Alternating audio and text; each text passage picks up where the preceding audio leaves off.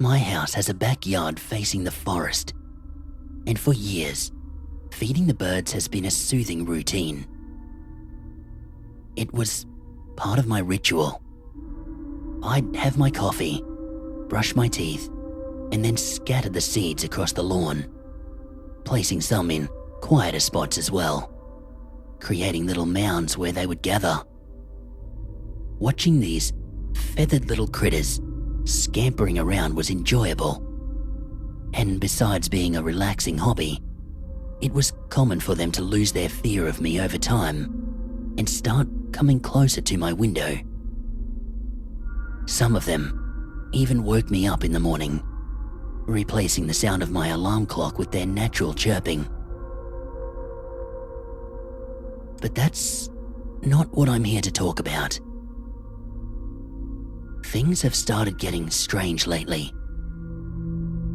I've always bought my seeds at our local store from Mr. Agenor, a long-time resident who was also an ornithologist and a wildlife enthusiast, selling baits for other type of animals like foxes, frogs, and so on. About a month ago, when I went to make my daily purchase, I came across a brand I had not seen before. One of the problems we encounter in bird feeding is the lack of variety.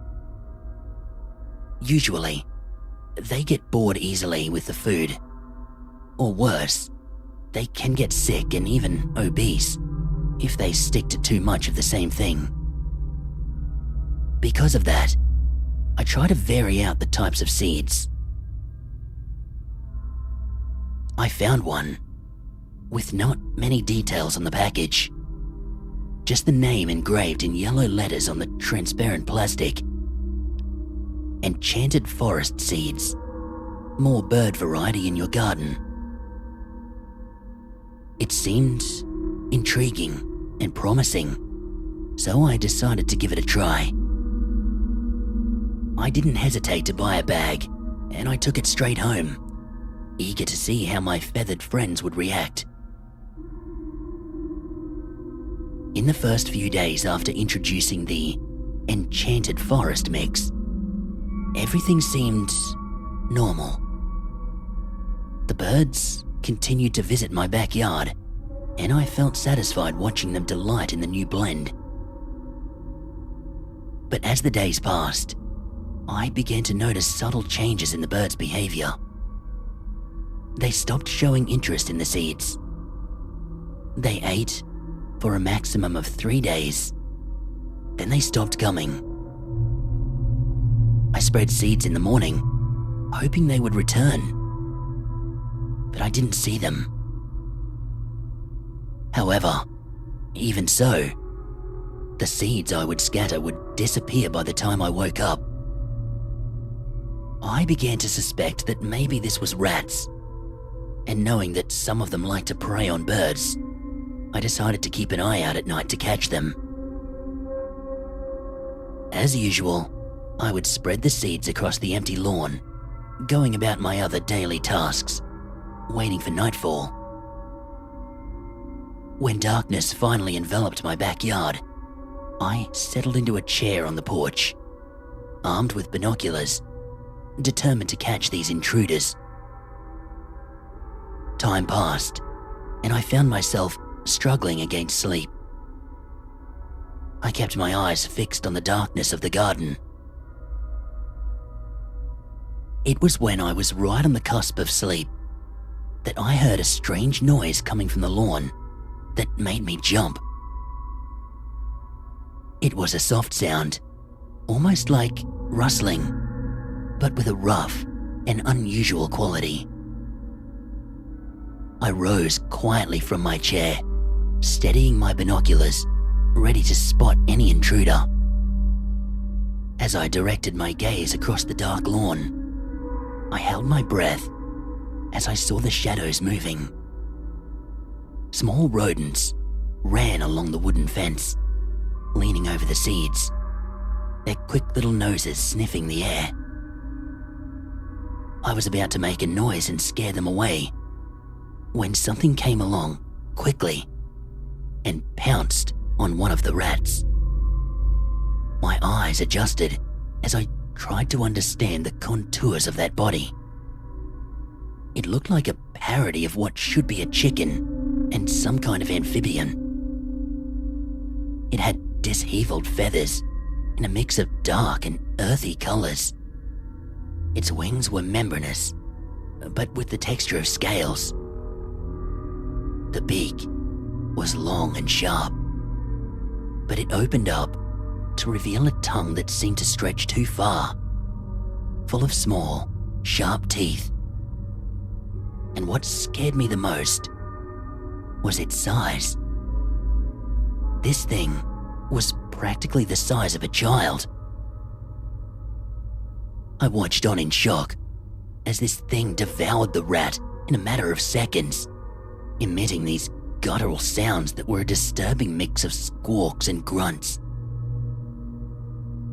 My heart raced in panic as I realized there were more of these things, emerging from the shadows, advancing towards every other rodent who were weakly trying to escape. I instinctively recoiled, my mind struggling to process what I was witnessing. My hands trembled and they refused to obey me. The binoculars seemed to weigh a ton now, making me drop them to the ground. I took a few steps back, but I stumbled, falling seated on the porch floor with a dry snap of the wood. The things stopped. They were silent, their heads gradually rising, turning towards me. Their red eyes now staring directly at me. I found myself paralyzed, my body trembling with fear as I stared into those wild eyes. It was as if they were assessing me, deciding if I was a threat or perhaps prey. My mind screamed to run, to hide, but my body refused to obey. They began to move again, slowly, towards me. Their heavy footsteps echoed in the silence of the night. I don't know if you've ever heard about how chickens move like dinosaurs, but it was practically that. I watched on, horrified at the scene that seemed to come right out of a movie.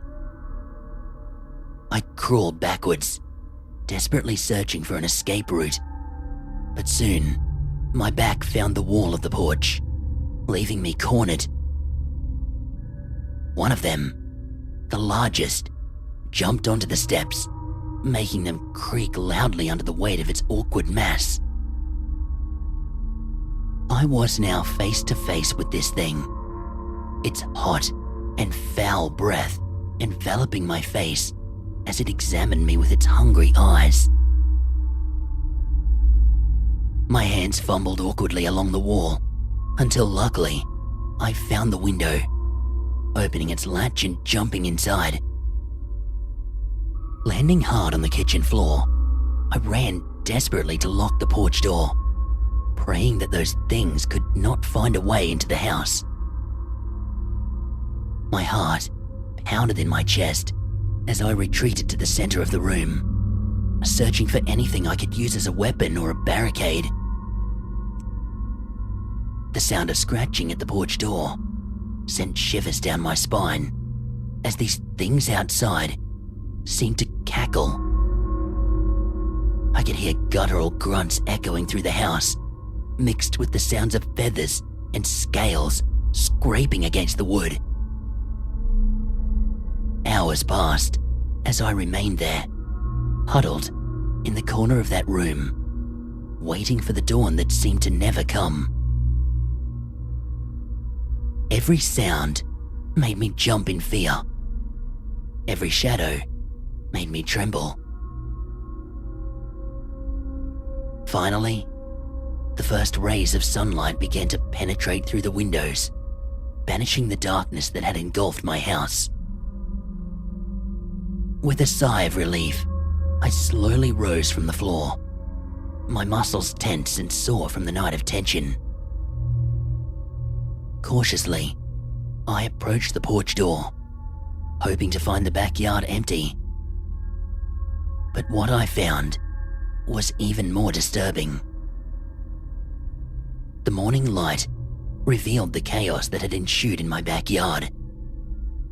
The grass was torn up, the seeds scattered on the ground, mixed with feathers and scraps of meat from the rats. The nearby plants were trampled and torn. But what shocked me the most was the discovery of strange footprints marked in the earth. Large, irregular, leading towards the tree line. Desperate to understand what was happening, I searched my house for answers. I called Mr. Agenor, but his phone rang unanswered. I tried to find information online about these enchanted forest seeds, but to no avail.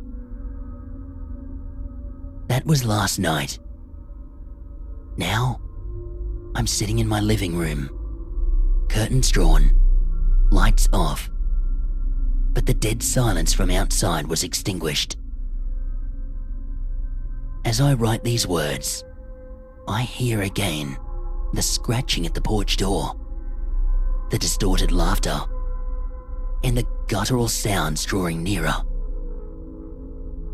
I don't know if they can get in, but I just peeked through the second floor window, and they are larger now. Maybe I might have to move. Maybe I should run while I still can. But one thing is certain. These seeds brought something terrible into my yard, and they want in.